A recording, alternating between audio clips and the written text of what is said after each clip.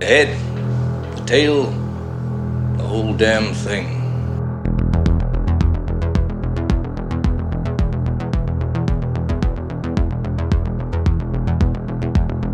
Welcome to episode 3 of The Head, the Tail, the Whole Damn Thing, with industry professionals Mike D. McCarty and James Knight. Join us as they practice pontificating on a podcast platform appraising a pair of motion pictures and their juxtaposition. What's that? You're supposed to be operating at a 7th grade level? All right. It's a couple of movie guys, and they're going to do a review about some movies, one old and one new. I prefer the wordy version myself, but here we are. Let's listen in. Okay, so you know, like when you're chopping peppers, Yeah, like a really spicy kind of pepper. I made some cod with breadcrumbs and pepitos and baked, and delightful. And a little cilantro mayo sauce, and cooked some rice, and then chopped up some hot pepper to go in it. And they always say, wash your hands. like jalapenos or habanero. Poblano. Okay. So it's not terribly hot, but it's a little hot. Not too high on the old Scoville meter. Yeah. And so I'm cutting this stuff up, and I always wash my hands afterwards because I'm afraid, right? Because you're not an idiot. Because I'm not an idiot. But maybe I didn't wash my hands good enough. Uh-oh. It's going to be another bathroom story because that's... Yes. I'm sensing a distinct trend in these first couple of episodes. So, I came, I went into the bathroom, and I guess I didn't wash my hands quite good enough. Oh, no. And good. about 2 minutes later, I was like, ooh, what's going on down there? Oh, This is no good. So I had to wash, everything as good as I could, which is why I'm late getting in here. As excuses go. Pretty good, right? Yeah. I'm also... My junk is on fire is a pretty solid excuse. I'm also a porky pig in it. Oh, nice. Yeah. The old shirt cock. Shirt cocking, yep. Shirt cock Holmes. And Dr. Twatson just chilling out. Exactly. It's starting to feel a little better. So I think we'll be fine. Well, that's good. Well, listen, if at any time during this recording you're like, I got to take care of something, I will not hold it against you. That's just fine. I can sympathize. I have made the same mistake before. Sure. Yeah. Typically, that's kind of the mistake you only have to make once, though. So the fact that you're crossing this bridge again makes me wonder, maybe you're not doing it for the hot peppers. I had an incident on the face about 2 weeks ago. Again, under the eye. I was like, I thought I washed it good enough, but I had scratched my face. What the fuck? Yeah, you got to start doing the whole happy birthday thing again, like we learned in COVID. Just take your time under that faucet. I forgot about that. Yeah, apparently you did. Yeah, absolutely. Oh, shit. So last time we were talking about putting together a little quiz for each other based on the movies that we were going to see. And then you texted me about an hour ago, like, hey, did you remember to do that? And I said no.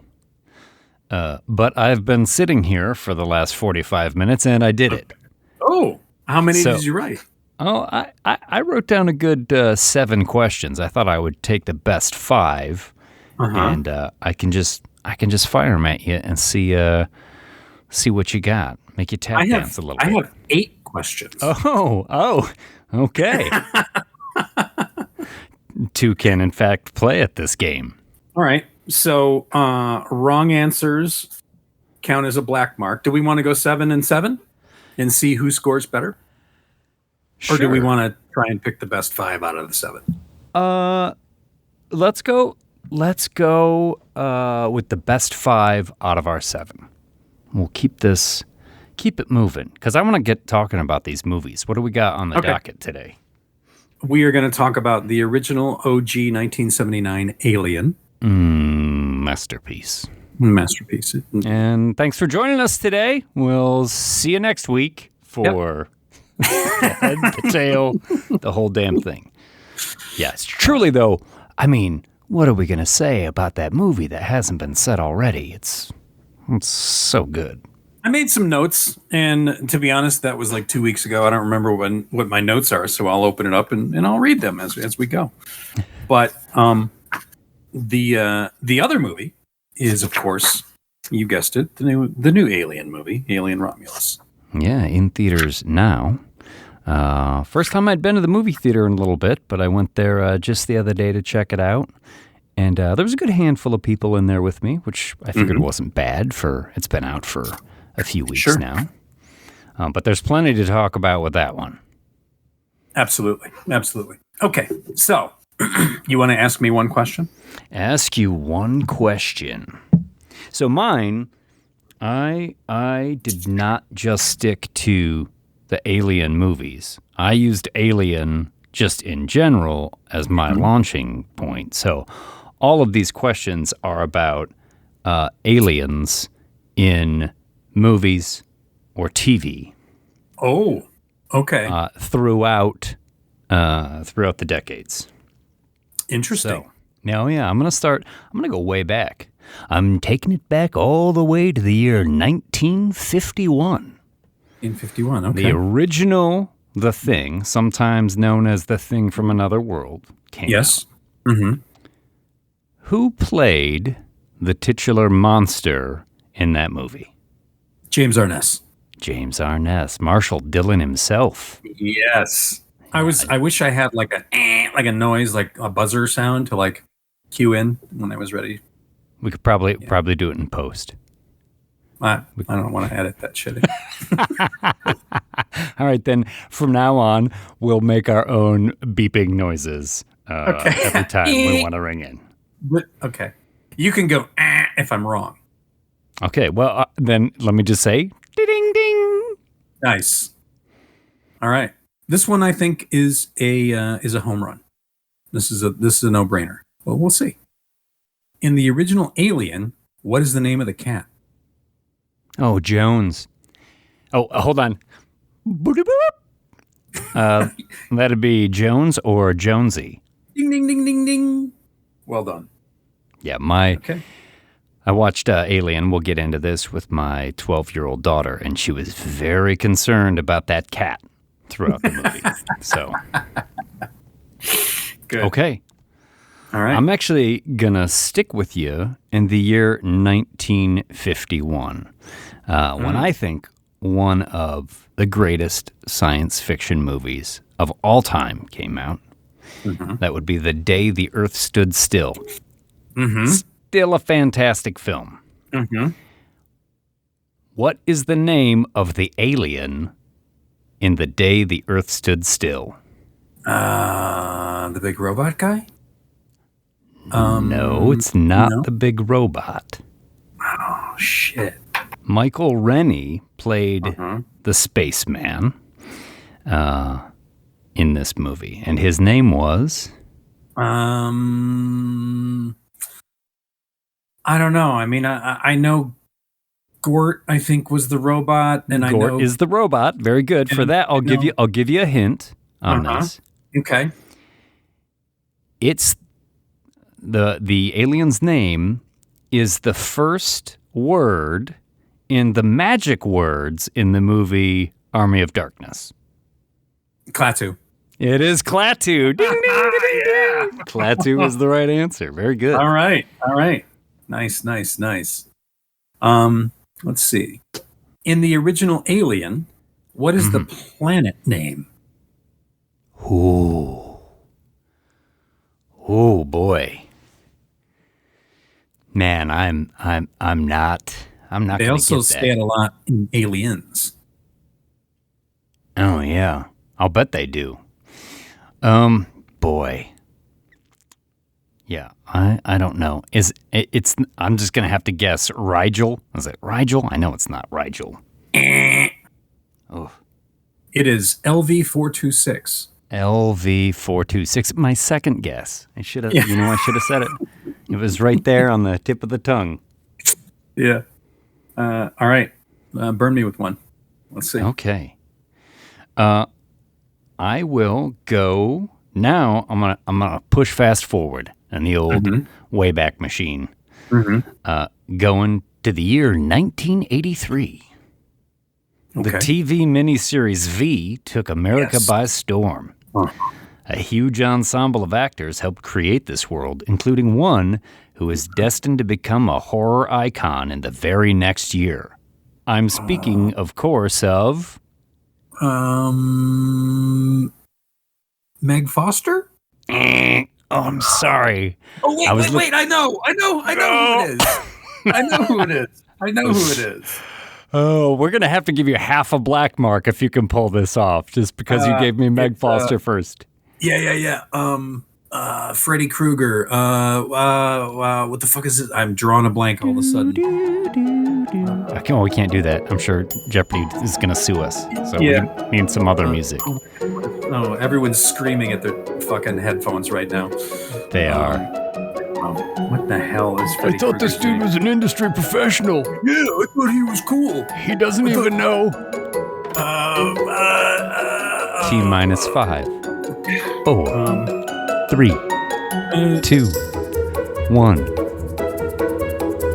The answer is Robert Englund. Robert Englund. Damn it. Yeah. Damn it. I've even met him. Yeah. I know. Okay. Well, he might be listening right now, so you should fucking apologize to Robert Englund. I'm sorry, Robert. When I met you on I can't even remember the name of that movie.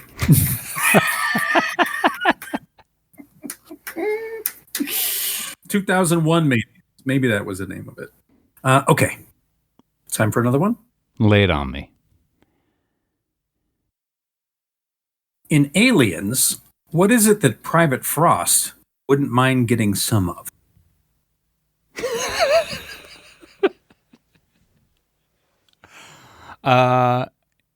Is it action? No. I'm going to give you one more guess. It's kind of action. I wouldn't mind getting some of that. I know it's not dat ass, but yeah, it might be. Private Frost. Is that like the sergeant with the cigar? No, he's the sergeant. Private Frost. Fuck. Pussy? Close. Arcturian poontang. What kind of poontang? Arcturian. Man, man, get some of that Arcturian poontang. And then another character says, yeah, but the last time you had one, it was male. And then somebody else goes, with Arcturians, it doesn't matter. Man. What an interesting, revisiting these movies, it's kind of an interesting reference to hear them just like throw out casually some other alien race. Yeah. Okay. Give me number 4. Number 4. Okay. What martial arts star was originally cast to play the Predator in the original 1987 movie? Ooh, Jean-Claude Van Damme. No, oui. Ding, ding, ding. Yeah, well done. Yeah. Okay. I figured that was kind of a softball, but sure. Still, that's a fun bit of trivia for anyone who might not know it. Yeah, Jean-Claude Van Damme, and then fired, I guess, shortly after. Oh yeah. I don't know why he got fired. Probably because he wasn't like 7 foot tall, like the guy that replaced him. Sir, he was fired. You know? Oh, yeah, I do, actually. And there I'm using the word actually way too many times in a sentence, but that's okay. It's because he wouldn't stop kickboxing. He was always, I mean, first of all, it's a different suit, right? Wait, no, as the Predator, Predator, he was kickboxing? Absolutely. Yeah. It's a different suit. It was more of a bug-looking suit that was created by, I think it was Steve Johnson at the time, or maybe he was working for Boss Films. But either way, it was a different suit. And yeah, he's constantly doing kickboxing. In fact, he was even called into Joel Silver's trailer, and he said, have Jean-Claude come see me. And he was like, dude, you got to stop kickboxing. And Jean-Claude was, I don't know, what do you think he said? Kickboxing is what I do. There's no retreat, no surrender. He said, look, the Predator's not a kickboxer. Yeah, no shit. That is crazy. Are there takes out there that have like the Predator trying to kickbox like Apollo Creed or some shit, like trying to take out Carl Weathers with a fucking jump roundhouse or something? I sure fucking hope so. I don't know, but I sure hope so. But could you imagine the Predator doing like splits in between two logs? Yeah, I could not until this moment, and now I'm glad that I did. Well, you and our listeners are welcome. Over here. Over here.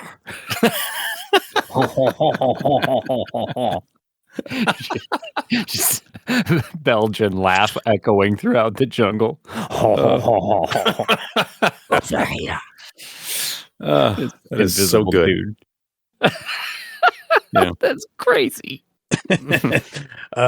Okay. Here's another one. This is another movie quote from Aliens. Oh, boy. In the movie Aliens, who wants to know just one thing? Where they are? Yes. That's Vasquez. Absolutely. That was my second part of the question. And what is it? That's right. What is it? Who is it? So there you go. Well done. Well done. Okay. Yeah, that one I got. That one I knew for sure. All right. At the She's moment, such a badass, Jeanette Goldstein in that movie. Somewhat problematic now, but God, she's so fierce. You absolutely believe she's just this little Latina powerhouse in that, totally, that movie. Totally. And then you find out she's little Jewish Jeanette Goldstein. James Cameron loves her though. Oh, yeah. She's also in Titanic. She's in Aliens. She's in what is that? Well, it was a Catherine Bigelow movie, but I think she was married to James Cameron when she did Near Dark. Yeah, because she's in Near Dark as well. Which has Bill Paxton and Lance Henriksen in it. She's also in Terminator 2. She plays John Connor's foster mom. That's right. Yeah. Hell yeah. So at the moment, I've got 3 right. You've got 2 right out of 4. All right. I've got one. This is kind of a tough one, but it is Alien. Mm-hmm. So the design of Alien, famously guided and based on H.R. Giger's artwork, right? Yes. Mm-hmm. But the chest burster in particular is also influenced by what other 20th century artist? I'm just going to randomly throw one out there and hope that it's right and say Mobius. It's Francis Bacon. Oh, shit, that's right. Yeah, he has this series. I don't know if it's a series called Crucifixions or if it was just one, but there's one very sort of phallic-looking abstract piece that looks like a penis with a gaping mouth of teeth on it. And I guess both Giger and Ridley Scott saw that and were like, yep, this is perfect. That's great. Okay, so let me give you number 5. We would be tied now if you get this. Oh, so it all comes down to this. No pressure. How many cast or crew have been knighted in the series? And in the whole series. Mm-hmm. How many cast or crew have been knighted in the Alien series? Mm-hmm. Whoa, mama. Well, I'll give you a hint. Well, you were going to say Sir somebody. Well, I was going to say certainly Ridley Scott. Mm-hmm. has got to have been knighted. So there's your one right there. Yep. Oh, so Ian Holm. I would think that Ian Holm, he was a long-standing member of the RSC. He's friggin' Bilbo Baggins amongst, I would think right. Ian Holm has been knighted. Yep. So that's 2. So that's one more. Oh, well, then the answer is 3. Well, who's the third one? Who is the third one? Okay. Ridley Scott, Ian Holm, and then it's none of the other actors in the first movie. In the second movie, I can't think of anybody there off the top of my head.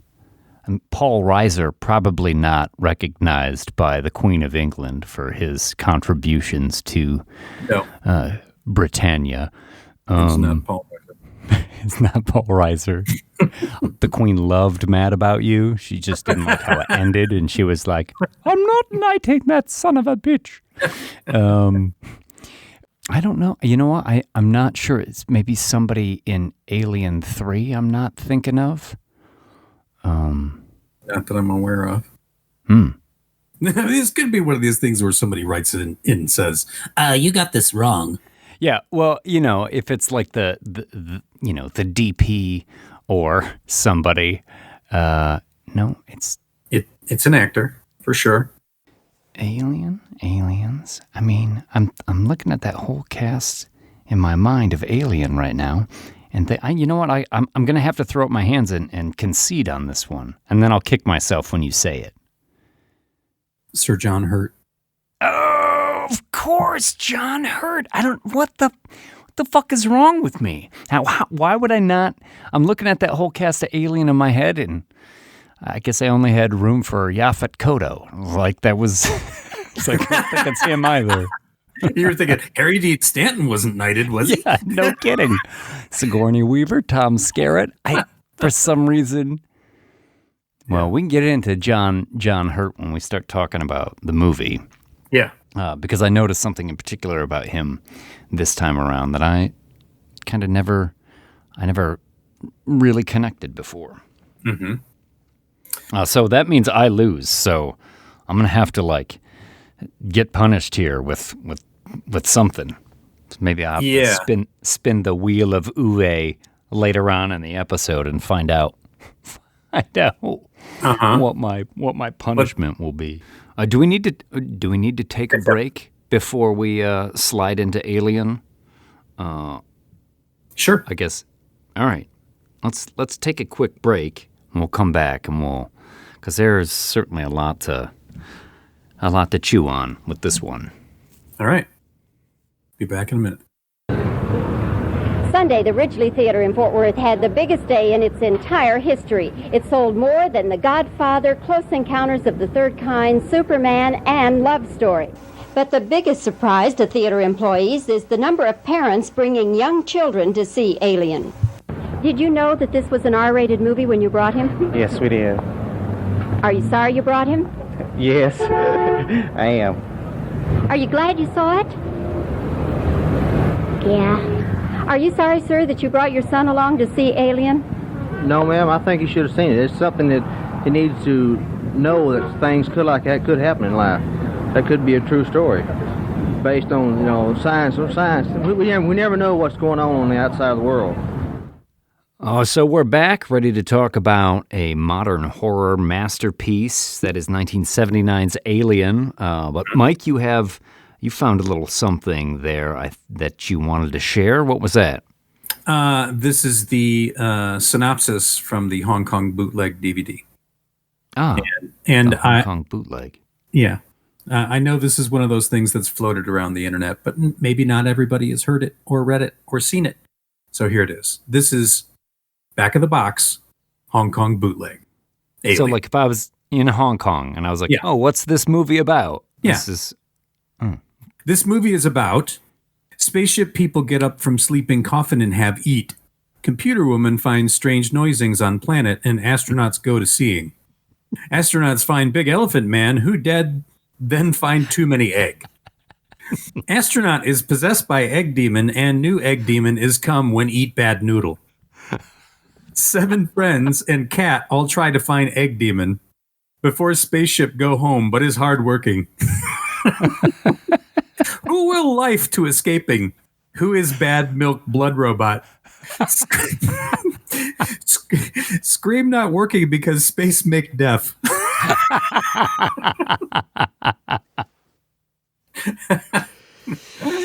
Oh my God. That's my favorite part. Scream not working because space make deaf. Scream not working because space make death. Who will life to escaping? Who is bad milk blood robot? What was the bit about strange noisings? Yeah. Brilliant. In a world where strange noisings on planet and astronauts go to seeing. Oh, I love that. I love it so much. It's hard to find them anymore, but it is so the instructions on the back of chopsticks, back in the day, like Turk under therm for glorious eating. We should have those every time. Anytime we can get a Hong Kong bootleg dust jacket synopsis. We could also try Turkey, because Turkey has a long history of making, the not the bootleg movie. They'd make like the movie again, just with like Turkish Superman budgets. and Turkish Star Wars. I got a couple of them on DVD actually. Maybe that could be one of those things we have for the Patreon review. Oh yeah, well, that's a brilliant idea. A live show. Might be a live show. Oh. But we didn't come here to talk about bad Chinese translations. No. We're here to talk about one of the greatest horror movies of all time, in my opinion. Absolutely. As I was watching this movie, I realized it is in my top 5, and I've never actually said that it's in my top 5. Yeah, it is. I mean, we'll talk about the good and the bad and the incredible. But as I was listing this out, my bad column, I just have a question mark. Mm-hmm. I'm not sure what this movie doesn't do well, honestly. I know, right? It does move slowly. I think even for the time it was made, it was a bit of a slow boil, It's like 45 minutes before that face hugger jumps out of the egg and hits John Hurt. Yeah. So it takes its time, but that's not a problem in this movie. It's so well shot. It's so well designed. It's so well lit. I mean, they just do a masterful job of putting you right in that ship. I love the fact that it's like a working mobile job site. I mean, look at that ship, and it looks lived in. It looks used. It looks like everything works. The CRT screens, the look of the interior, everything just feels right. Even down to the uniforms. Like the uniforms don't feel fake or phony at all. It all just feels real. Yeah, it has that. There's the term that you hear bandied about a little bit of used future when they talk about science fiction that's a little rusty, a little dirtier, and a lot of times they talk about that like in the best Star Wars movies, the Mos Eisley, the Tatooine has that sort of broken down sci-fi feel. But all of that stuff is in the realm of like fantasy sci-fi. Alien just seems like real people from Earth in the future. The technology is science fiction, but it still looks familiar in a lot of ways. That the mining rig that they're pulling, all the chains and all the loading equipment and stuff that you see around there. It's not fantastical. It looks very practical. And is really grounding, I think, in this movie. Absolutely. Absolutely. Who are your favorite characters? Oh boy. Well, you know, obviously, you know, our heroine in it is one of the best. I don't know if they even used the term final girl back then. That's what she'll end up being in this. And she's fantastic in this movie. Yeah. You know, Absolutely. and this is her first major role in a film. And she had to put up with, you know, Yaphet Kotto and Harry Dean Stanton and actors who were, you know, seasoned pros. Those guys are my favorite, by the way. Well, they're real dudes having real conversations. And that's again to the point I was just saying about when you look at this kind of science fiction versus something like Star Wars is, you know, the conversations they have in Star Wars are fantasy conversations. These guys are talking about their wages. You know, they're talking about the share they're going to get. They're talking about the work they're going to do. They're just blue-collar dudes, and it, again, it's very grounding. It's very familiar. The share, the bonuses, how are they going to get theirs? Absolutely. They're the two most believable characters in the whole movie.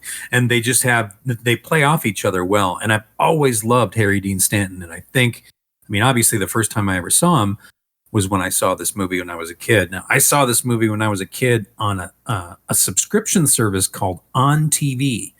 And On TV only came on at night, like 8 o'clock at night, and would play till like midnight or something like that. And it was like 1 or 2 movies and then something else. I think even really late it got into like adult programming or something like that. Hey, all right. That's what I'm talking about. Just what a growing boy needs. That's right. But I saw this over at some friend's house of my dad, and we went over there. They had the subscription service, and we had spaghetti that night. And we were eating spaghetti, during the scene where Kane is on the table and he's eating bad noodle, according to the back of the Hong Kong box. And that was, I mean, I'd never seen anything like that before, right? This was probably 1980, maybe 81, probably 1980. And I would have been 12. Yeah. Well, I just showed it to my 12-year-old daughter. Actually, hell yeah. We watched it like 4 days ago. And, you know, I'm very lucky that, you know, my daughter can't sit still, but she actually has the patience and the attention span to watch a movie. Mm-hmm. I got a lot of friends who say their kids they don't have the patience for it. But so she's actually watched a lot of classics lately. We've been taking her through, like, she saw Poltergeist, she saw Terminator, she saw Sixth Sense. When we watched Alien, you know, obviously I know what's coming up, so I just watched her watch the chest burster scene for the first time. And yeah, it still works, man. Because she just sort of froze, and I watched her eyes get like confused and then bigger. She didn't say a single thing, but her mouth just got like slowly opened farther and farther and farther. Yeah. And that's so great. When it finally popped out and ran across the room, she just looked at me and she was like, "Damn, that was intense." Oh, that's great. That's awesome. I love that. Yeah.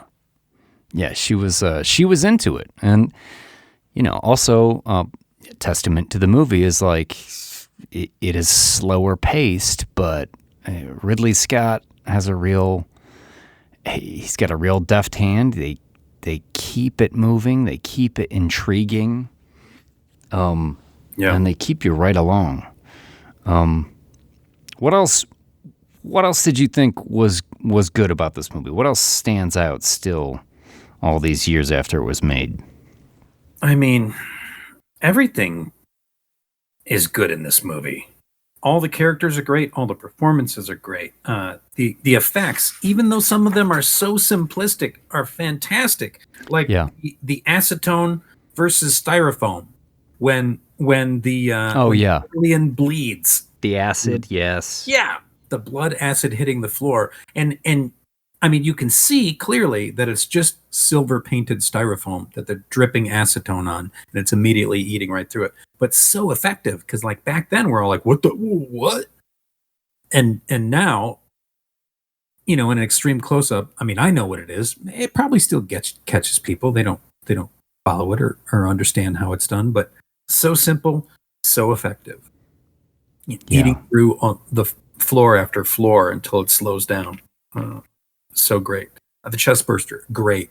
The fact that he's like real head and arms sticking out of a table, and all that other stuff is fake with the thing below. And I know that they did 2 takes of the chest burster. And the first take, it's when it pushes up through the shirt and it looks like it's having a hard time getting out. That was the first take, where the blood appears and the shirt is pushing up. And he liked that because it looked a little bit more brutal, because it was like really looked like it was forcing itself out. And the second part of it is where it's tearing through the shirt, and that was the second take actually.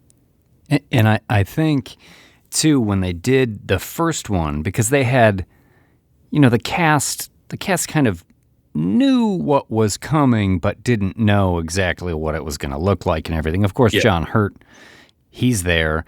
But that first one, they get it going, and the cast all kind of like leaned in to it, and it didn't really pop. So that when they ended up doing it the next time, everyone had already kind of leaned in a little bit, so they leaned in a little closer, and I think they just blew all the bags they could to make the biggest geyser of blood come out, because it hits Lambert in the face, doesn't it? Oh, it's great. And there's footage out there you see of her.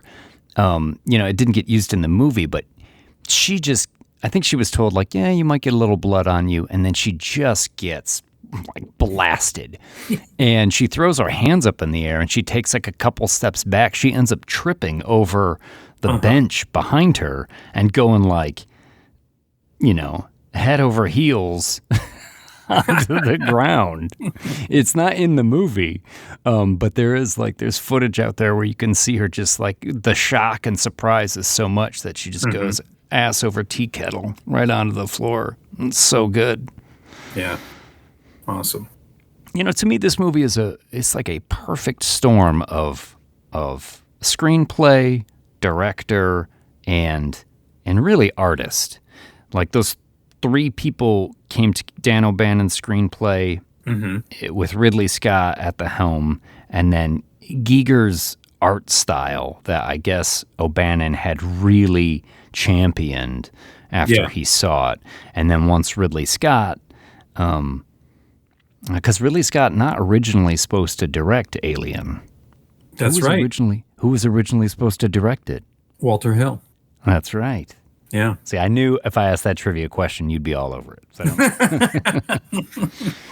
But then, because Giger's artwork and what ends up being that creature design, that's one of the top movie monsters of all time, without a doubt. I think you can really make a case for it being number 1. Really, I think it's so terrifying. It's been ripped off so many times by now. Oh yeah, and even by the other versions. I mean, the cool thing about the Alien, itself, is the chestburster the face hugger could impregnate anything, and then the alien is going to be slightly different based on what it comes out of, and that I think is a so fucking cool idea. Yeah, watching it this last time, I just realized kind of what a simple script it is. Sure. It's got some really unique ideas in it, in terms of how the face hugger works, and essentially like inseminates. It's so disturbing. It is. Yeah. It's totally disturbing. Yeah. But it's got interesting ideas, but essentially, I mean, you could boil that script down into like 6 parts, Sure. Like crew wakes up, gets a distress signal, checks it out. One of them comes back infected. Then alien stalks the crew. And one by one, killing them off. Yeah, that's it. Down to her, It's so destroy the ship. And it's like it's simple. Not that it's dumb, but it's not a complicated story. And that's honestly where I think some of the Prometheus and the Covenant movies, they're trying to flesh out the world and make it a little bit more complicated. I think that's where they misfire sometimes. Yeah. This is just a simple story, really well told.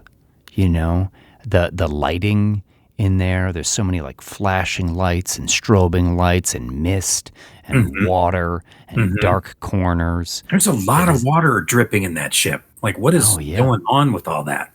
Like, that doesn't seem great. Like, I feel like you could get electrocuted pretty easily on board the Nostromo. But yeah, the three of them, together really made again, that's a masterpiece of a movie. Yeah. And earlier you were talking about Giger and how Dan O'Bannon, who wrote, the screenplay, really championed for Giger to be involved. He had actually made a deal with Giger that he would pay him $1,000 to start designing the creature. And the studio went, no way, we're not paying this weirdo artist $1,000 to start designing something. So Dan O'Bannon cut him a personal check for $1,000, paid him out of his own pocket to get that ball rolling. Yeah. And that's real vision right there. This has been a Hollywood Minute.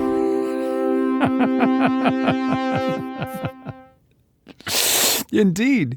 But, again, it just shows you how much faith they had and how much they knew they were doing. Because, you know what? You look at Giger's artwork and it is so... Sexual?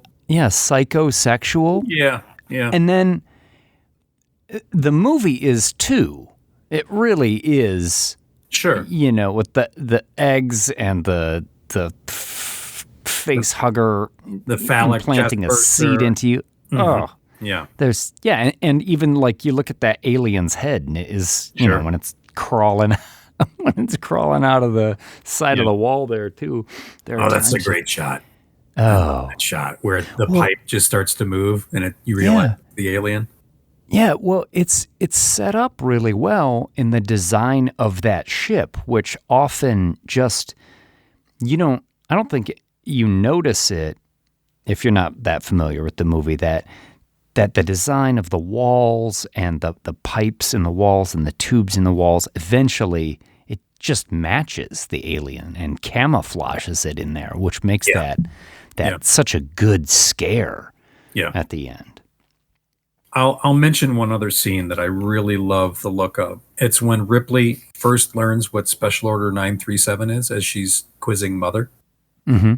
And, it says crew expendable. And she leans back kind of aghast and a little horrified. And as she leans back, Ash's face is right there on the other side of her head.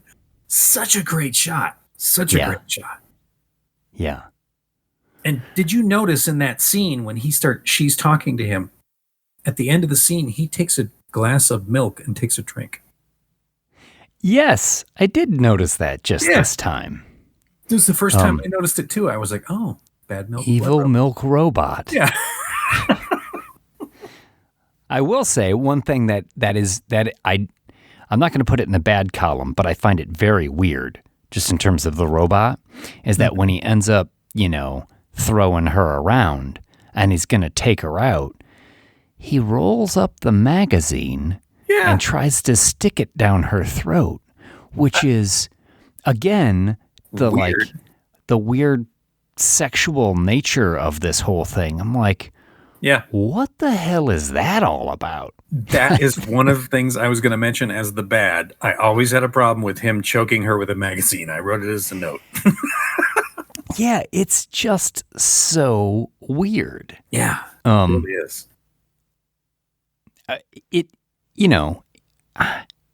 does it seem out of place? I don't know. Things are so crazy at that moment. But yeah, every time I see it, I'm like, why not just choke her or snap her neck or dig into her eyes or something? But no, he takes a moment to really get that magazine nice and tight. But that's always had an effect on me too, because anytime since then that I've ever rolled up a magazine, the first thought that comes into my mind is, who could I choke with this? And is it possible? And it's just one of those weird little things that will just pop into my head. Like, I wonder if I could choke somebody with this. You might want to talk to somebody about that. I'll ask my therapist what she thinks. I got the new issue of Sports Illustrated. Murder. Who can I choke with this? National Geographic. That's all I need. Oh, Hot Rod Magazine. I'll tell you one other thing I noticed this time. Because I can remember kind of the first time I saw this movie, but I was really young, and I saw like clips of it. You know what I mean? Like I saw this movie in bits and pieces before I actually was able to sit down and watch it from beginning to end. So I kind of never remember almost not having seen it, because I knew how it ends. I knew the twists and turns before the time I actually watched the whole thing. I had kind of seen the whole thing in bits. But as I was watching it this time, and the very, it goes through the ship, down the hallways, it's giving you all the sort of interior of the ship, and it shows the room where they're in their pods, and the pods open. The first character to get up is John Hurt. And I think if you don't know what's going on in this movie, and especially for an audience back in 1979 where Sigourney Weaver was a complete unknown, I think when you see John Hurt at the very beginning, it naturally would imprint on you the first time you saw, oh, there's our hero. Like, that's the guy that we're going to be following for this movie. Sure. And through that first 45, he's kind of brave. He's volunteering to go on the planet and check everything out, and you're kind of following him. So when he gets hit by the face hugger, it's kind of a shock. Right. How will this guy survive this? And then, gets better. And then ultimately the scene that brings down the house. But it just struck me this time. I thought, if I had never seen this, I probably just would assume, by the way this movie is starting, like, here's our boy, here's our hero. Sure. I also want to say they look like a real crew. Absolutely. Because we'll get into Alien Romulus here in a second, and it's certainly not only the fault of that movie, but most Hollywood movies with the budget now, everyone is very, very attractive. And I looked at the crew of the Nostromo, and I'm like, yeah, these look like real people. Yeah, Harry Dean Stanton. He's not. He's not driving the ladies wild, I don't think, unless the ladies are into bourbon and cigars. And then maybe he's the dreamboat.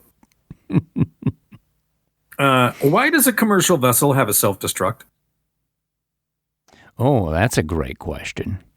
And how come when you set the self-destruct, does the whole ship become a chaotic mess of venting gases that you have to try and navigate your way through to get to the escape pod? It's not like they make it easy for you to get out of the ship once you've set the self-destruct. It's true. They walk through this labyrinthine series of tunnels with a giant alarm going off in your ear. Absolutely. Yeah. I mean, I think, honestly, that's just the company that makes self-destruct buttons. I think that's just the way they're made. Because in every movie that they've got one, it's pretty much the standard operating procedure. Yeah, it gets darker. The red lights are flashing. It's hard to see. The gases are venting. The alarm is loud. And you're like, oh, okay, yeah, now I got to try and get out. Make no mistake. It's one of the mysteries that I think this movie does well, though, is that there is, the Weyland-Yutani Company has a presence in the movie that you think, what are these people all about? You know, why this commercial vessel also has an android on it who's getting secret directives so ulterior motives abound. It's one of those things. I think this one also does well is it doesn't feel the need to reveal every mystery to you. You know, The Company is one. The other giant example is, what is this spaceship and who is this giant alien in this like coffin throne thing above the egg chamber? All that stuff, you know, they're going to try and flesh out in movies beyond this, but yeah, obviously you're talking about big elephant man who dead, then find too many eggs. Yeah. Yeah, I was actually surprised that bit made it into the Hong Kong dust jacket. Yeah. Because it's not integral to the plot. It's just an interesting detail that they let your imagination kind of, you know, get creeped out by or wonder about, but they don't feel the need to fill in that blank. Again, it's a very lean story. And there was that mystery from 1979 to 2012 as to who are the engineers? What is that thing? Does it have a big, long, you know, elephant nose? And then later you find out, you know, obviously it's a suit on a giant dude. Anyway. Yeah. Yeah, you know, it's just one more example of sometimes the thought is much better than the feeling. Yeah. You know what I mean? Where it's like... Great point. There could be endless possibilities, and... You know, when they say we're going to make this movie and we're going to answer these questions, everybody gets excited. But there is, I would say, a majority of the time when those old questions get answered, they're disappointments, frankly. Yeah. No, you're absolutely right.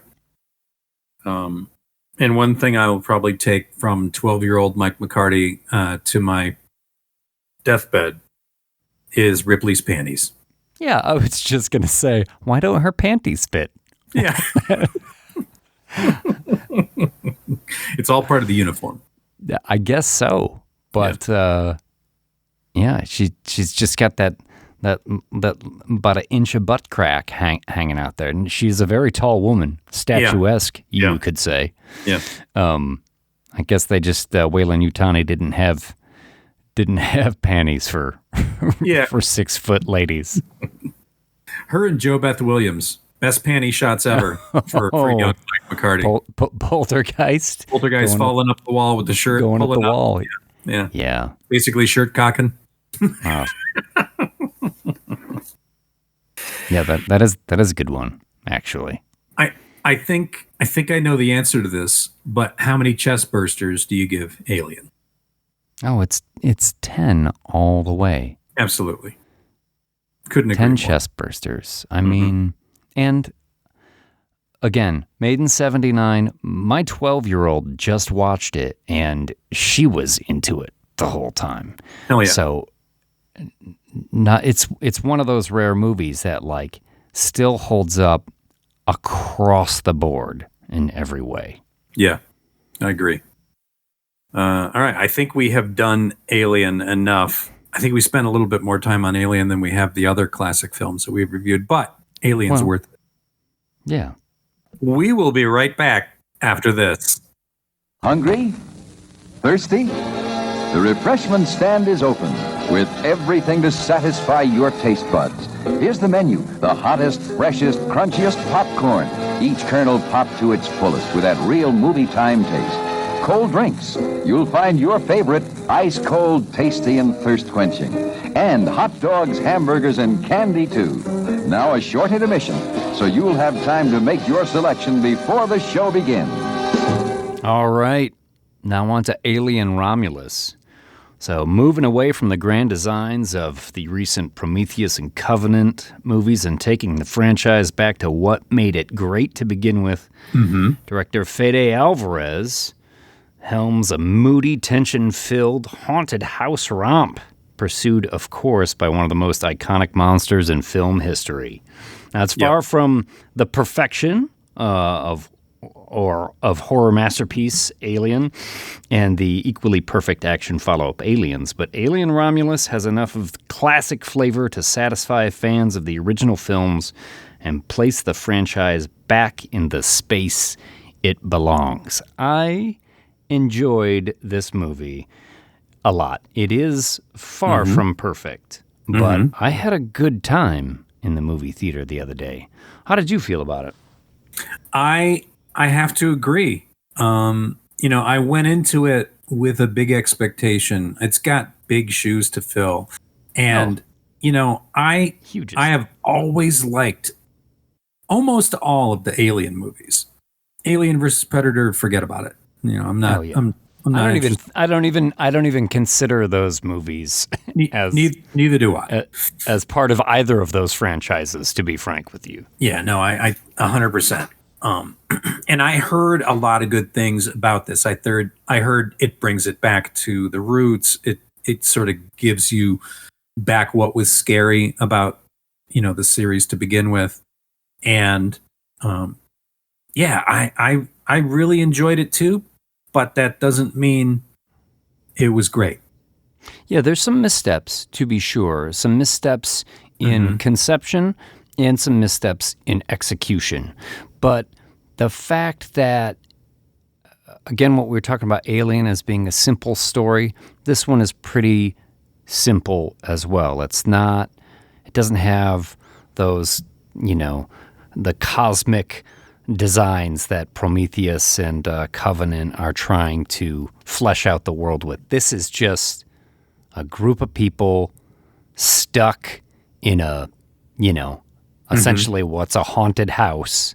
Yeah. And the monsters are out to get them. Can they survive? So great tension. Some really great shots of the xenomorph in this one.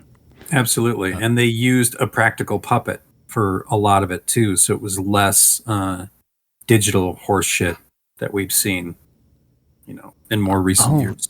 Well, that's brilliant. I think it made a huge difference on this because there were a lot of great close-up shots. You want to see those drooling jaws, coming at the camera like that. Yeah. Yeah, fantastic. The look of this movie I thought was great. The sights and the sounds took me back because I watched Alien literally 4 hours before I went to the theater to see this one. So it was like everything was fresh in my mind. And I'm like, the sounds are the same. The CRT screens are the same. Everything was the same. And it was a perfect 1-2 punch to watch the original and then go and watch this right after. It was a really nice blend. And some of the things that they surprise you with in this, at first I was like, oh my God, this is going to be blah, blah, blah, blah, blah. And I getting all excited. And then that excitement fades a little bit as we get deeper into it. But I really enjoyed it. I would have to say from about 3/4 of it. The last quarter got a little like, I don't know. It's a little Return of the King at the end, right? And this is not a spoiler, but it's please elaborate. Oh, here's the end. No, here's the end. No, actually, here's the end. I gotcha. And the last ending, I was like, no, you could have dialed that one back. We don't need that one. Some false exits there. Yeah. There's always going to be the people that are in the fandom who are the hardest to please. Yeah. And I would be one of them. Yeah. Yeah, right. But also, we know what it takes to make a movie, and just because something may not follow through to the very end doesn't mean there's not plenty to enjoy about it. Sure. You don't have to get your nuts in a twist about every little thing that you could take umbrage with this film. Right. Because there's some things in here that I think, honestly, probably looked good on paper. Like when they wrote it, they were like, "Oh yeah, wouldn't this be great?"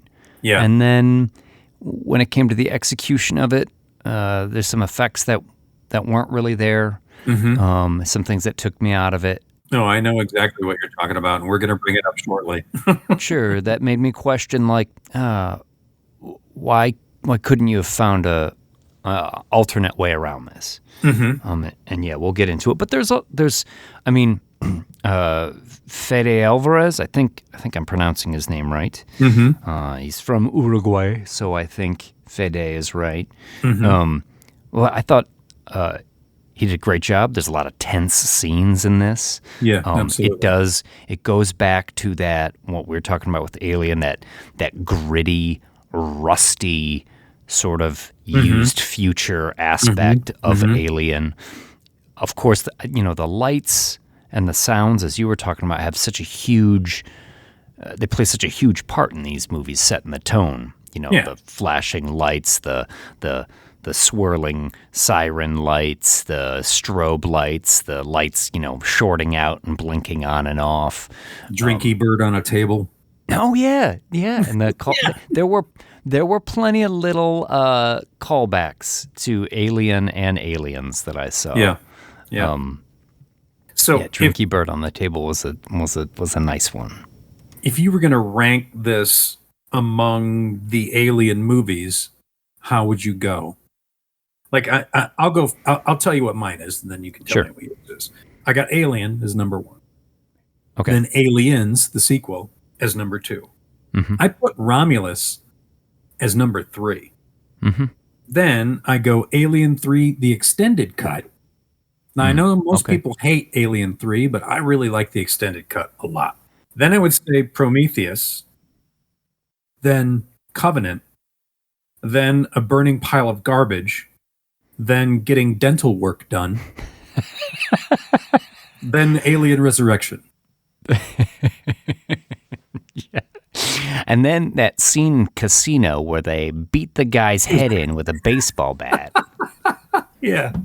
And that part where he gets his head squashed in a vice. I'll watch that. Yeah. I'll watch that over and over and over again. And then Alien Resurrection. I'm going to be honest with you. I've never seen Alien Resurrection. Yeah. Purely because I'm going to make you watch it now. Oh yeah, we can put it on the wheel of pain, the wheel of, it's not Uwe Ball, but so many people said that it was awful that I just was like, okay, I don't need to, cuz I'm the same order as you actually. I got Alien, Aliens, and really both those movies are pretty much perfect. Yeah. Just Aliens is a different kind of movie, but two it's very great. different movies, but both perfect in their own right. And then I would go with Romulus before I'd go with Alien 3. It's been a while since I've seen Alien 3, but for me, the biggest takeaway I had about Alien 3 was that's the first time they introduced the fact that whatever the alien gestates in, that's the form that it takes. And I just remember thinking that was a really cool idea, a new twist on it. Yeah, totally. But I also hadn't seen Covenant until a few days ago. I watched Alien Covenant. So I watched Alien Covenant, and Alien Romulus all in the last 4 days. So I've been full tilt xenomorphed. Nice. That's good. These movies are movies that I can put on in the background just because I enjoy the world. Like I was thinking as I was rewatching Alien that if I could live in a world like a cinematic universe, I would live in the Alien universe because it's just so cool, that and the Mad Max world. Yeah, those are some brutal worlds you're choosing to live in. Yeah, exactly. I guess there's a comfort in just having given up. Well, I guess everything's terrible. Might as well make the most of it. Might as well be a space trucker. Yeah, I don't need to struggle anymore because everything is shit. Absolutely. Yeah. No, man, I am not choosing those worlds. Oh, where are you going to live? a fucking land of Oz. Just give me some place that's awesome. I don't know, man. That place is full of little people, and the yellow brick road. I don't know what's going on with that. And moving there's scarecrows. Yeah, there's moving witches, scarecrows. There's flying monkeys. You got to be careful with that shit, man. Seriously. Let's get back to Under the Rainbow Patreon content. Yeah, if you haven't checked it out, our little Under the Rainbow Patreon diatribe is definitely worth checking out. It is. Yeah, I go in the same order as you, and I'm putting this right in the third spot. But now, how many face huggers would you give Alien Romulus? I'm gonna give this 7 face huggers. I'm going to give it 7.5 face huggers. I think we were right around the same. Nice. The same area. I think I did enjoy it just a little bit more than you did. But we can get into the specifics on why after we take a little trip to the lobby. All right, let's go to the lobby. Let's all go to the lobby. Let's all go to the lobby. Let's all go to the lobby. Danger. The emergency destruct system is now activated. What the hell? Did you hit the self-destruct? Is that what that was? I don't know. It was just like a big red button in the bathroom. No, it's a little bit more complicated than that. There's like 4 things, and they come up, and you got to spin them out, and you got to flip the switch on them and push it back down. Listen, all I know is I kept trying to put my hand under the water faucet, and nothing was coming out. So then I just started pushing things down, and the soap wouldn't come out finally until I walked away. And then, of course, it came out, but it was too late. I couldn't wash my hands. Yeah, the soap was nothing but foam. This is, by the way, this is obnoxious how difficult they are making it to escape from this spaceship. Yeah, I don't understand. Like, this doesn't... I'm not going to be able to get out of this recording room. Why are there all these venting gases suddenly? Tyler, can you shut this down for us? We can't make it to the bridge. Tyler? Mother, it's father. Self-destruct sequence full stop. We're pretending we're on a ship. Yeah, I got it. You're pretending you're on a spaceship and hit the self-destruct button by accident, and you needed me to intervene to cease the self-destruct sequence. Hilarious. Oh, there it is. There it is. Thank you. Okay. Thank you. You're welcome. Announcer coming through. So, Alien Romulus. Yeah, let's talk about it. Let's do it. This is the spoiler review. So if you haven't seen Alien Romulus and you want to see Alien Romulus and you don't want anything spoiled for you, now would be a good time. Press pause. We're going to go in depth here and talk about what's good, what's bad, and what's unfortunately really bad in this movie. Yeah. And remember that we did their overall positive reviews on this, but essentially Alien Romulus takes place on a mining planet out there where the young kids are being forced to pretty much work their life away for the Weyland-Yutani company. So decide to make a break for it when they detect a derelict spaceship above them. So they all head up there to the spaceship, find out it is in fact a derelict space station. Yeah. And they try to rig up the cryopods so that they can get the hell out of there. And then, of course, things don't work out quite how they expected. They get a little bit more than they bargained for up there. So, and like I said, it becomes that sort of classic chased by the xenomorph through the haunted house romp. It's got some great tense scenes, a lot of fun stuff. Mike, what'd you think was good in this? What I thought was good, again, the sights, the sounds, all the callbacks to the original first 2 movies, right? Yeah, this takes place, I want to say, 20 years after the original Alien. So Ripley would still be floating in space, having not been found. And I love that they're coming across the destroyed remnants of the Nostromo in the beginning. and they're hauling in stuff, and that's where they're getting the piece of the alien from. So Oh yeah, that's the opening shot, right? They're actually bringing that one in. Yeah.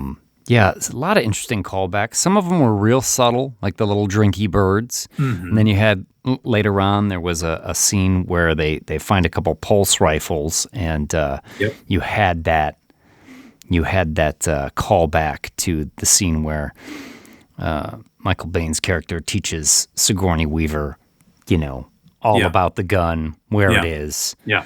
I thought that was cool. Yeah.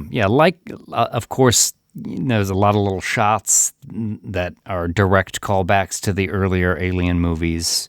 And it's obvious that the director had a lot of respect for the material that he was working with. Totally. And he knew what he was doing. I mean, Fede Alvarez is really good at putting together a creepy scene. And the lighting, I mean, obviously, his work in Evil Dead, I thought was really outstanding as well. As far as like visiting a world that people have already populated with, a lot of fun horror culture, and something that's important to people that are in the community. That sounded weird, didn't it? Important to people in the community. I'm in the horror community, and it's really important to me that Evil Dead, you get to the Necronomicon, and really, it's inked in human blood. I don't know if you know that. Excuse me, it's pronounced Necronomicon. I'm sorry. I'm pushing my glasses up onto my nose. Actually... Yeah, we said it in the spoiler-free review, but he goes back to what made these movies great to begin with. Mm-hmm. It's dark, it's moody, a lot of tense scenes. Yep. Early on, there's that scene where they get to the cryopods and they discover there's not enough fuel in the cryopods, so they have to go to, the other engineering room where they have all the cryo fuel. Yeah. And they end up thawing out all the face huggers in there. And this movie gives the old face huggers even more screen time than ever before, I think. Oh, totally. Yeah. Those little fuckers are all over this one, and they are nasty. There's almost too many of them. They're even nastier in this, I think, than in any movie previous. Oh, yeah, absolutely. The scene where the facehugger attacks Navarro, wow. Oh. Great. And tries to, as you say, inseminate her. Ugh, I mean, come on. Yes. Well, let's call it what it is. It's a violation. I mean, it's one of the reasons why these movies make you so uncomfortable, is it truly is like an absolute violation. They leap on your face and jam a thing down your throat and plant an egg in your body. The only thing I would say about maybe this is the time frames are too accelerated, right? I mean, well, yes. That it just takes like in an hour or 40 minutes or less. Yeah. It is a problem I have. It's a problem I have in a lot of horror movies, and these aren't immune. It's like when they set up the first one, it's like, I mean, we could talk about the fact that John Hurt's character gets the facehugger hits him, then he's like asleep for like 3 days, and then he wakes up, and then he goes to eat, and it pops out. Yeah. But it reminds me of like so many zombie movies too, where like the first person that's bit, they're like, oh, I got bit, but I'll be fine or whatever, and then they go to bed that night and they're a little peaked, and then they sleep all night and they wake up in the morning and then they change, and then you get to later in that movie, somebody will get bit and they change in like 10 seconds. Yeah, Yeah, you're right. They do that in this one too, where it's just like, okay, we've decided to just. After you've been implanted, now it's gonna hatch right away. I do think that's a weakness, for sure. It is. But it's one of those things. I wave my hands with that with a lot of movies. I feel like it's pretty common. Like once they've decided they've set it up, then they don't need to take the time anymore. But it always does take me out a little bit. Yeah, it. Let's see, more good things. Okay, here's a good thing that turns into a bad thing.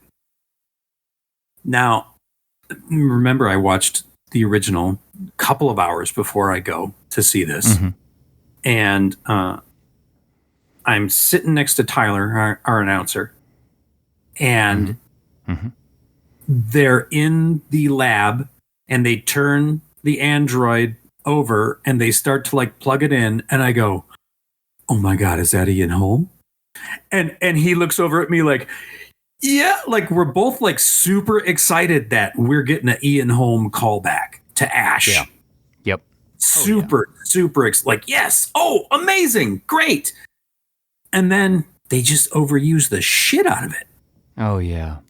And it becomes a terrible digital deep fake. Yeah. It looked like they had a puppet at one point. And I'm like, why didn't you just go with a puppet? I mean, you did that well in Alien 3 with the Bishop puppet, which I think is fucking cool. And you could have done the same thing here with an Ash puppet. But instead, it just becomes, like at one point, I was like, oh, 1980 Clash of the Titans, it's a talking fucking statue. It's like a projected face on something that doesn't... There was one scene in particular where I was like, wow, how did that get past them? Like that just looks so terrible there.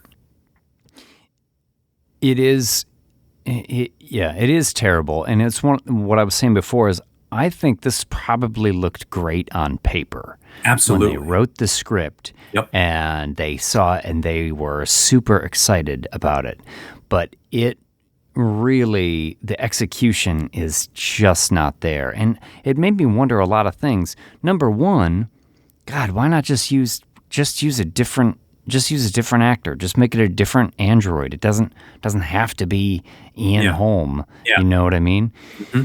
But if they were dead set on that, I thought, God, you could have used a puppet or at least messed his face up a lot more. Yeah. So that it looked more shredded and, was much less recognizable. But his face was pretty much unharmed. And that character communicates with them a lot throughout the movie. It's on the video screen a lot. You see it, and it's fine on the video screen, but any time it wasn't, I was like, this is really unfortunate.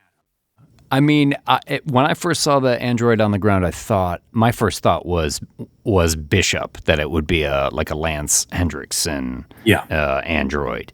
Yeah. But then, they hook it up and it's evil milk robot himself, Ian Holm. That's right. And my joy was short-lived on that. Yeah. Like I said, I was super excited. And then like a minute later, we're like, okay, this is going on too long. I know it's tough because it's in process and, maybe they were so far committed to it they couldn't pull out, but sometimes you got to kill your darlings. You got to realize that great idea that you had back at the beginning just isn't holding weight anymore. Yeah. And they could have, I felt like they could have made a lot of changes and avoided that pitfall. How young were these people? Because that one girl, it's like, I'm pregnant. I'm looking at her and I'm like, you're fucking 12. There's no way you're pregnant. No, we're just old. We're just old. Are we? Is that the problem? They were all 20-somethings. I mean, again, I think I touched on it in Alien. I was like, this looks like a real crew of people. Harry Dean Stanton, Yaphet Kotto, Tom Skerritt, Victoria Cartwright, and John Hurt. I mean, nobody's really winning any beauty prizes there. I mean, Sigourney Weaver certainly is a statuesque beauty in that, but they, for the most part, look like real folks. All of these 20-somethings are, life is tough on the mining colony. Mm-hmm. It's hard for me to do my 500 ab crunches a day. Yeah. They're all in super good shape. Good-looking kids, the whole lot of them. Absolutely. I like the Andy, right? The Andy thing. I was gonna say one thing that is definitely in the good column for this is, and I think this is even better than the original Alien. This movie has more heart to it, sure, than the original Alien, because that's not a focus she of that. has with Andy is nice. Yes, yes, that's actually really nice. I thought those actors did a good job, and yeah, in particular, his name's David Johnson. I think plays Andy the android. I liked the reveal. It happens very early in the movie when you find out that he's an android. But as an actor, anytime you get to play a character that has that clear of a switch, it's a lot of fun, right? Sure. Where you get to play essentially a malfunctioning android who at first you think is kind of her special needs brother, that she's got to take care of. Yeah, that's exactly what I thought it was until we see the little switch on the side of his neck. Absolutely. Yeah, well, and then you realize he's just kind of like a broken down android. You kind of feel for him.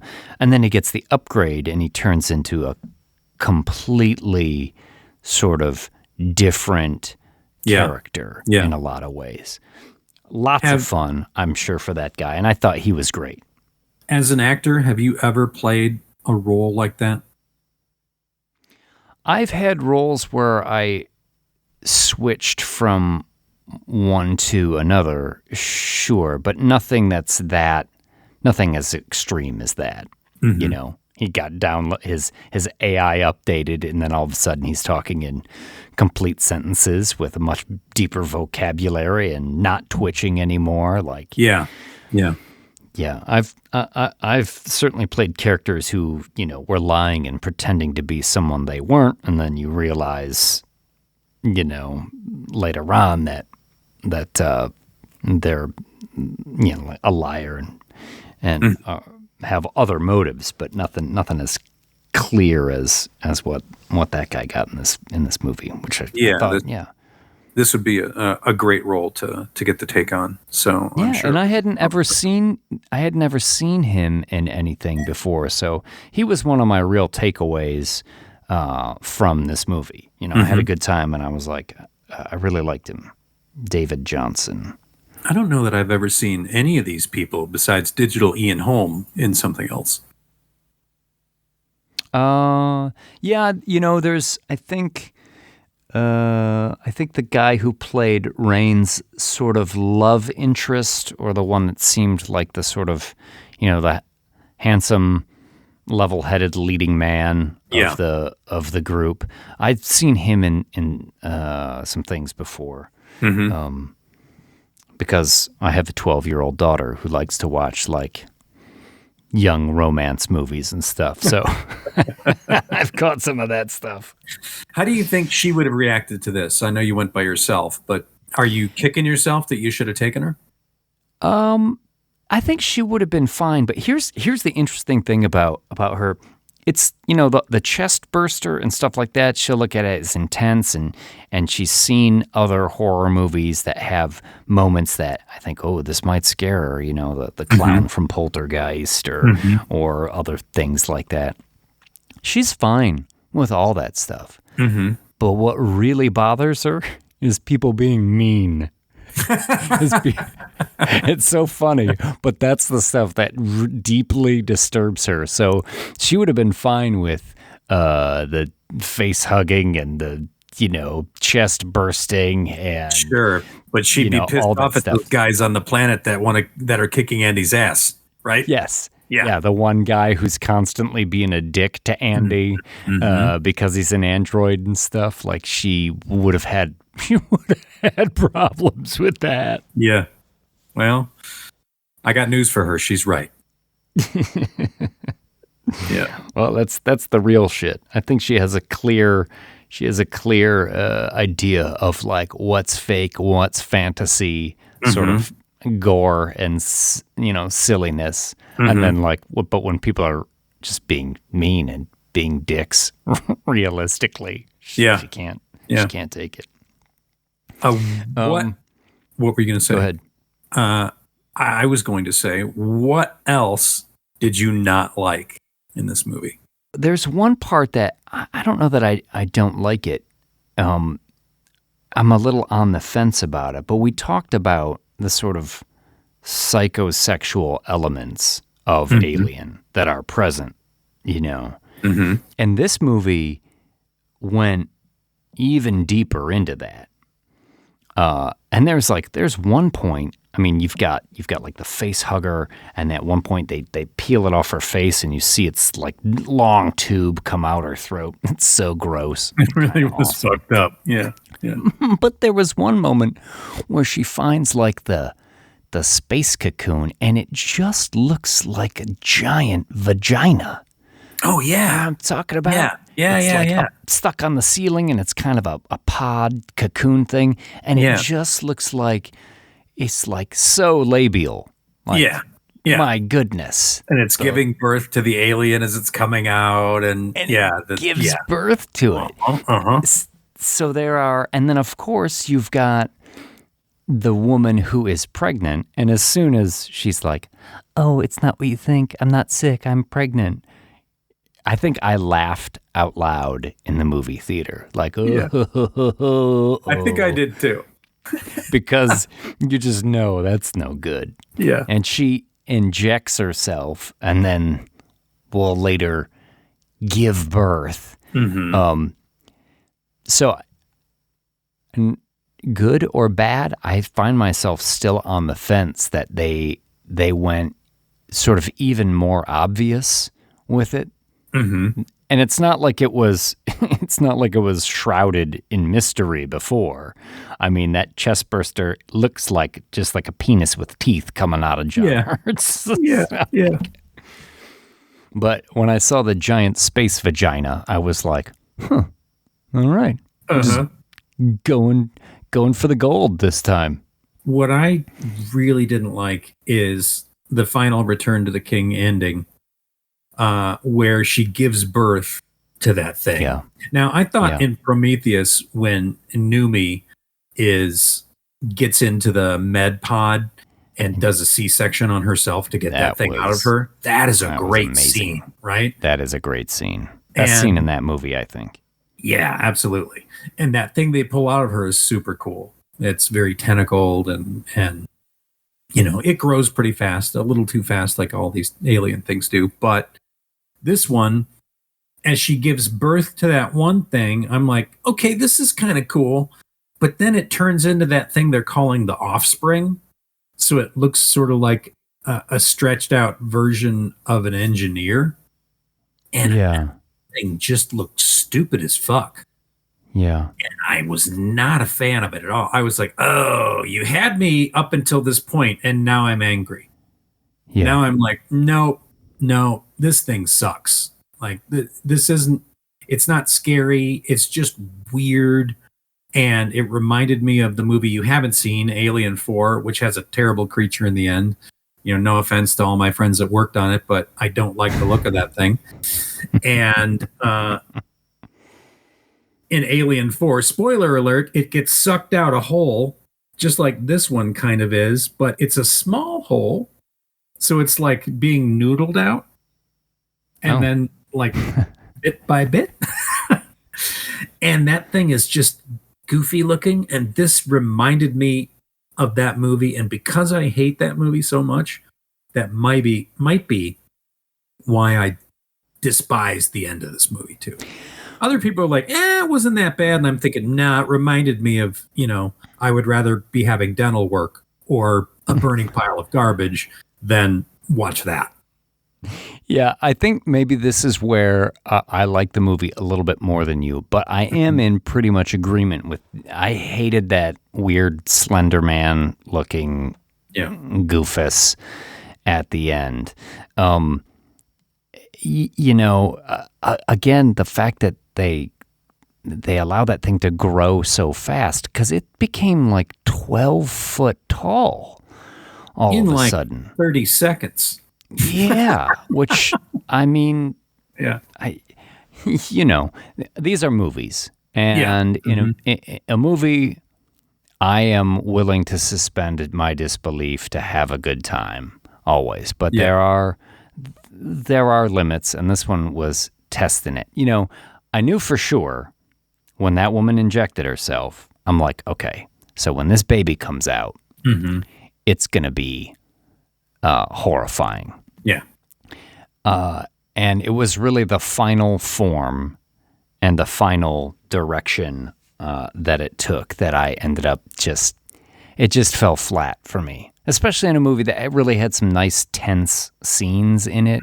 You got that scene where they raise the temperature of the room, so they kind of crawl through the room with all the face huggers in it. That was great. I was like, oh, that's very inventive. That's a cool one. Eventually, they got to run out of there. There's what I appreciate is when he gives her the lesson with the pulse rifle, they show you how it auto targets so that she can get it and be a crack shot and you believe it. Absolutely. Because so often, in the zombie movie, they just hand some Yahoo a 45 and then it's like headshot, headshot, headshot. Like, when did you become Wild Bill fucking Hickok? Yeah. But they laid the groundwork. There was so much that was well thought out. Yeah. And this one, this was, well, no pun intended, but poorly conceived. I guess. Yeah. Because the way that thing just kept growing, I was kind of hoping it would be like this little horrifying, munchkin running around. Sure. That would have been scarier. Running up the walls like a spider or something like that. That would have been cool. But it just turns into this weird lumbering. It's almost like a Terry Gilliam animation of something. Yeah. Oh my gosh, that's a pretty good call right there. It does have that kind of feel. Feels just a little out of place, design wise, with everything as well.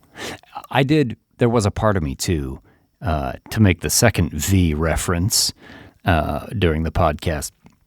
I did wonder if we were going to get something that was like, oh, look, it's just a normal baby. Yeah, right. And then like you get the close up and, she begins to suckle it to her breast and the baby's fucking teeth come out of its face. Yeah. And plug her in the chest or something. Yeah. And nictating membrane across the eye. Something. I wondered if that's what it was going to go. I would have, frankly, that would have been silly, but I would have preferred it to ultimately. Absolutely. What happened, because the final monster was the final boss. That's what I wrote in my notes. Yeah. Just a disappointment. Because there is a lot of this movie that feels like a video game or a haunt. Like if you're going to a Halloween haunt and, I'm walking through the facehugger room and, I'm walking through the room where, it's got all the xenomorph infrastructure built into the walls and everything is dripping the ooze and all that stuff. And that, in that scene in particular, I really loved when they turn the gravity off and then shoot them all. And then you've got all the floating blood. I'm like, that's a pretty cool idea. And then turning the gravity back on and then having it eat through the ship and fuck the ship up.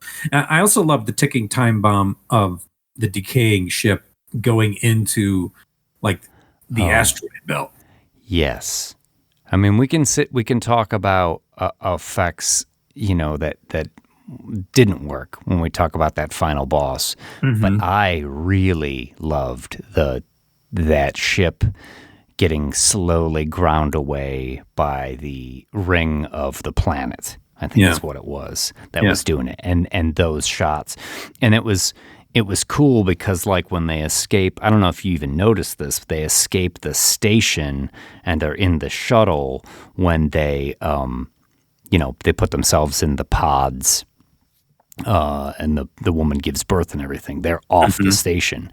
And then at the very end, when the acid eats through the outer hull and they end up getting sucked out, you can see, because they're close to the ring, you see in the distance the space station and it's still just slowly getting like just like buzzed away by the thing in the distance. So they sort of, I loved that they kept that continuity going, even though they were off that. That was still out there in the distance.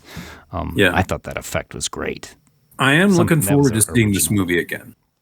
Definitely. Oh yeah, well, like we both said, I think we both have it third.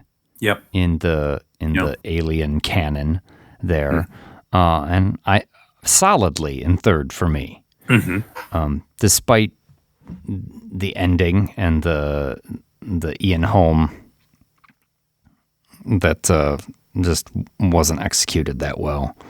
There was a lot of other stuff to recommend this one, for sure.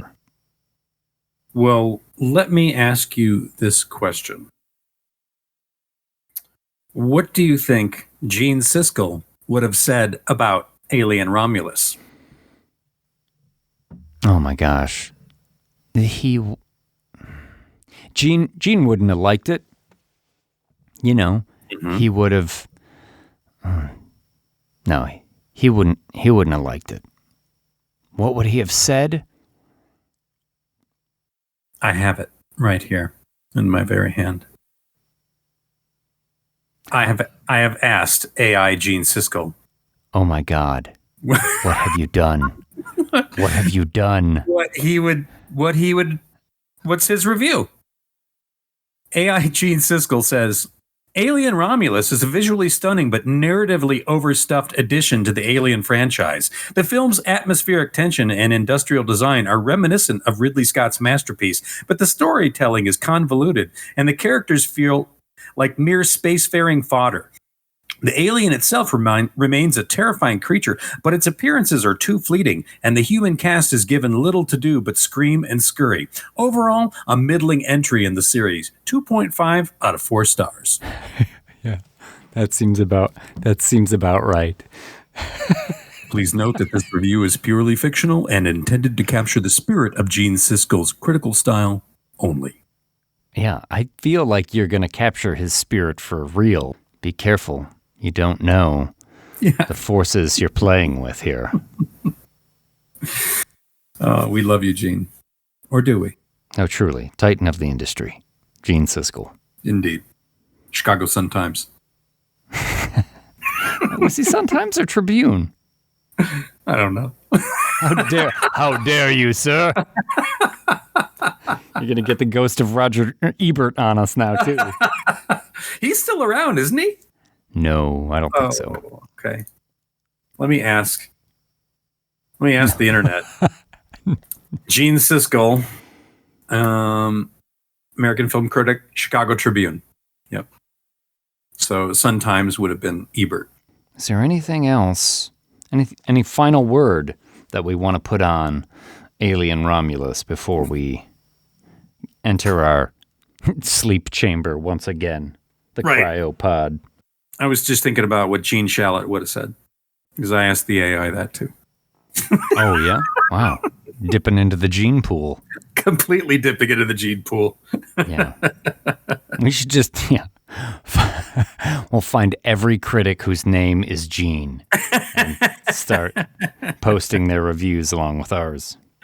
Alien Romulus is a thrilling, chilling, and fulfilling ride. The alien is back, and it's a real mother of a monster. The special effects are simply out of this world, and the cast is terrific. But beware, this one's not for the faint of heart. It's a real nail-biter. I gave it 3.5 out of 4 stars. It's a must-see for fans of the franchise.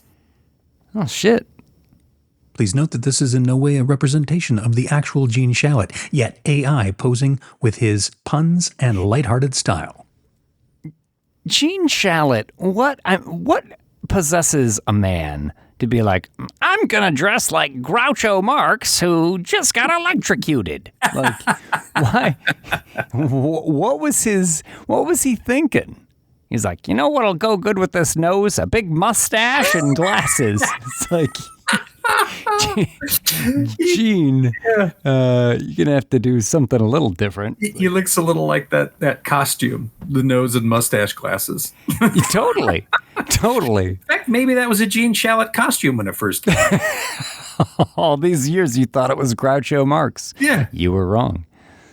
It was me, Gene Shalit, the whole time. A real mother of a movie.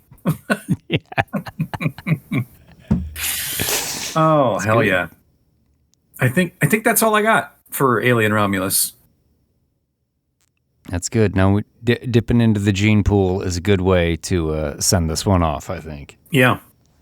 I do have one last thing we can do, and that is I can spin the wheel of Uwe to find out what your punishment review is going to be. And this will be Patreon content. And please remember, Patreon, you're going to go to The Whole Damn Thing at Patreon. And we have a couple of different tiers you can support. And the biggest tier, the $4 tier, not only gets you into our Discord, gets you to come up with ideas of things you want us to review and silly ways how we would review it. You get to suggest movies for us to view.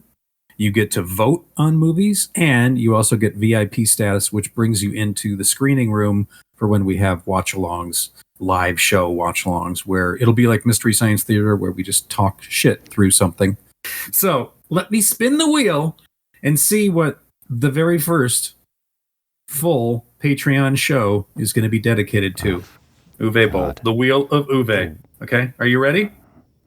I'll never be ready for this. Okay. I gave up smoking a while ago, but I feel like I need a blindfold and a cigarette for this. Here you go. You are going to review...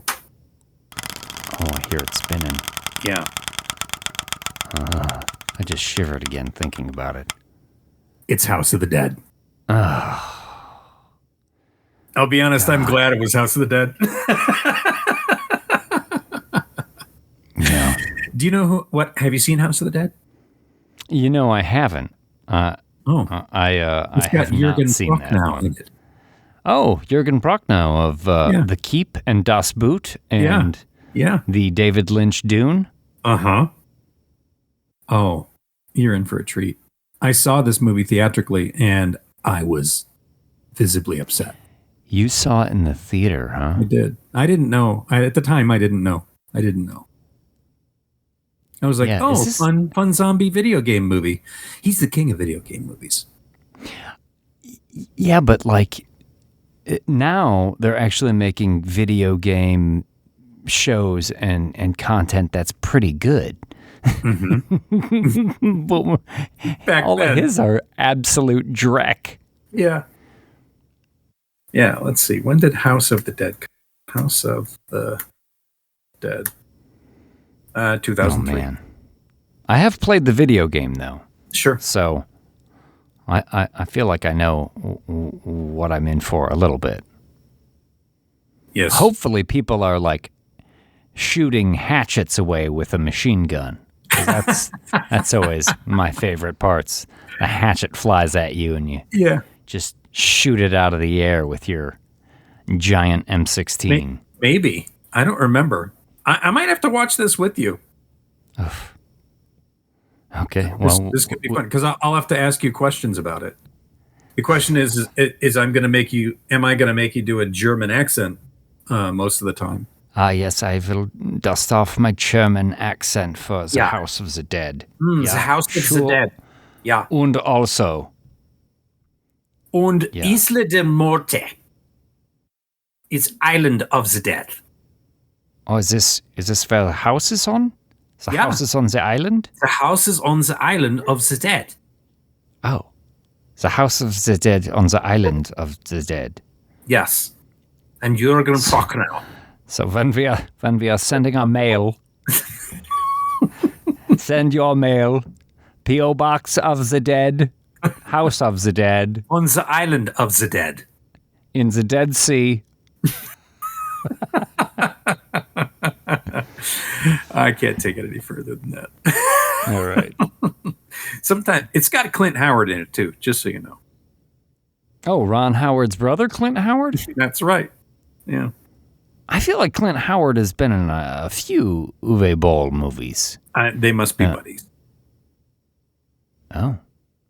Clint Howard on the ball. He's got his own podcast too, I think. Should check that out. I'm sure he's got a lot of great Patreon content. Yeah, absolutely. So again, Patreon content, go to Patreon at, and it is The Whole Damn Thing at patreon.com. Please pledge some support there.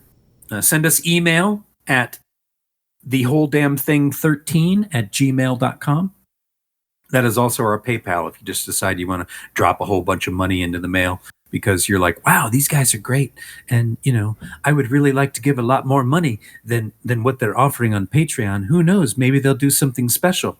I'll tell you what, if you were to do something like that, we would absolutely do whatever you wanted. Well, within reason. The bounds of my reason are pretty flexible, depending on that dollar amount. Indeed. Indeed, sir. I agree. Viva only following orders.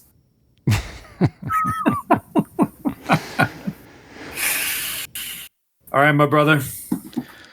Special thanks, as always, to Aaron Globerman for the music and Tyler Patton, our announcer. Also, want to thank Michelle Vasquez for polishing everything in the marketing department. We really appreciate it. But now it's time for our Patreon shout-outs. Shout-outs! Yeah! Shout-outs! First off, Eunice McGill, thank you so much. Eunice, then Rob Eigenbrod. Rob, thank you. We couldn't do it without you. Lynn Hansen, we love you. And Grace McCarty, as always, thank you. Mom, our mom, gets a shout-out. Thanks, Mom. Mom, you joined at a lower level. Come on, you can do better. Andrew Parker. Thanks to Andrew Parker. Thanks to Gabe Roth and also Patrick O'Leary. Well, then we're going to go over to Matt Allen. Matt, you have our thanks. And Tyler Patton, once again, just hoarding all the thanks for himself. Thank you, General Patton. And Jonathan Cohn, we appreciate you, Jonathan. Cindy O'Quinn, thank you very much.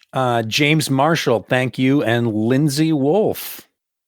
And then we're going to go to Ginger. It just says Ginger there, but I think it's Ginger Shepherd. Thank you, Ginger. And Rory McCarty, another McCarty getting in on the action. That's right. Another brother. Yeah. Patrick Baxter, thanks for clicking join, my friend. Thank you so much. Thanks, everybody. This has been a great experience so far, and you are all helping make it that. The head, the tail, and our respect to Gene Siskel. Whole damn thing. Titan of the industry.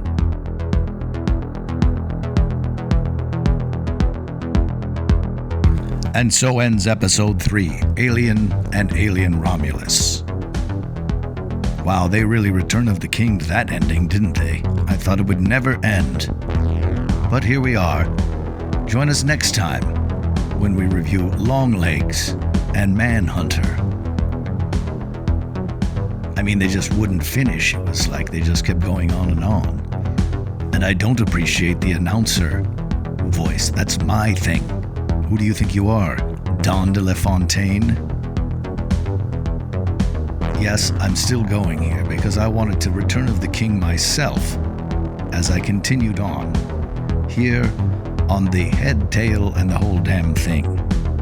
I'm your announcer, Tyler Patton, signing off.